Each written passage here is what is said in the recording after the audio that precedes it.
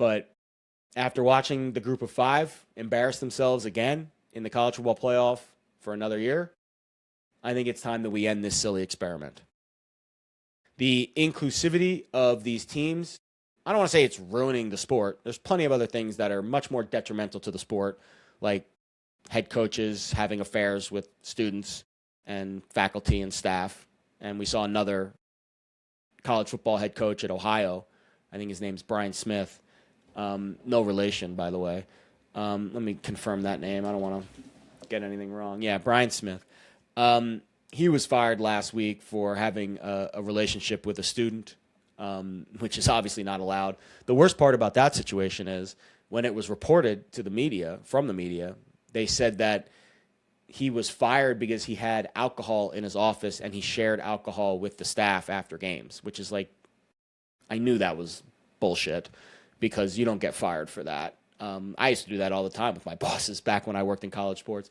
In fact, in minor league baseball, we used to drink in the stadium after the games. Game would end, we'd pull the tarp, and then we'd have beers on the mezzanine after the games. I was 24 years old, 23 years old, right out of college. That you don't get fired for alcohol in sports, unless you're drinking on the field during the game. You don't get fired for having alcohol in your office. It's insane. We knew there was more to that story, and there was. He was having an affair with a student, and he's having issues. I don't know if it was an extramarital affair. I don't know. It doesn't matter. But my point being, those are much more detrimental issues to the fabric of college football. The issue that we are having with the college football playoff is the competitive advantage. These group of five teams have no business being in the playoff. Their rosters are not ready. They are not capable of going on the road and winning these games. And we continue to give them spots. And the entire world is up in arms about Alabama doesn't deserve to be in. You cannot look me in the eyes and tell me Alabama is not a top 12 team in the country. I can definitely look you in the eyes and say that JMU is not a top 12 team. Actually, I know exactly where their ranking is. They're 24th. That's their ranking. Why are we allowing the 24th ranked team into a 12-team field?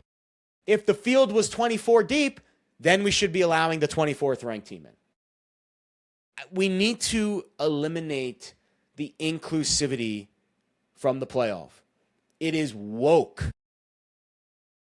And I hate using that word because I know, again, that's a dirty word in today's society. But it is. It's the definition of DEI. Like, we are allowing these schools to gain access to places just in the name of inclusivity, just so we can say we included everyone, which is the opposite of what the spirit of sports are supposed to be, which is earn it on the field. JMU did not earn a spot in the playoff this year. Tulane did not earn a spot in the playoff this year. The level of competition they faced and how they fared when they managed up in competition was blatantly obvious. We should have took the top 12 teams. BYU and Notre Dame. Those should have been the last two teams in the field. Can you imagine if we got Ole Miss Notre Dame or Oregon Notre Dame on Saturday night? BYU Ole Miss, Oregon BYU, and maybe BYU loses by 17 in that game too, just like JMU did. But you can't tell me for a second that BYU isn't more prepared to go on the road and beat a team like Oregon or Ole Miss than JMU. They were overmatched from the start. And I think it's time we change this silly rule. Enough with the automatic bids. Give me the top 12 teams in the rankings. When we expand, give me the top 20 teams in the rankings. However big you make the field, you've got a set of college football playoff rankings. Use them. There is no need to be putting in teams 20 and 24 in a 12-team field.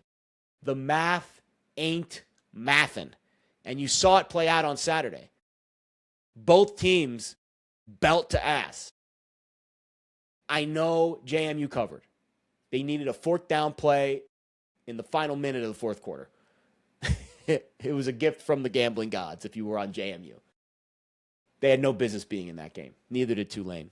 Will they change it next year? I don't know. Last year, they changed the automatic seeding for these qualifiers, so we don't have absurd situations like Arizona State and Boise State getting buys. At least they got rid of that. Now the next step is get rid of the automatic bids. Give me the top 12 teams in the field.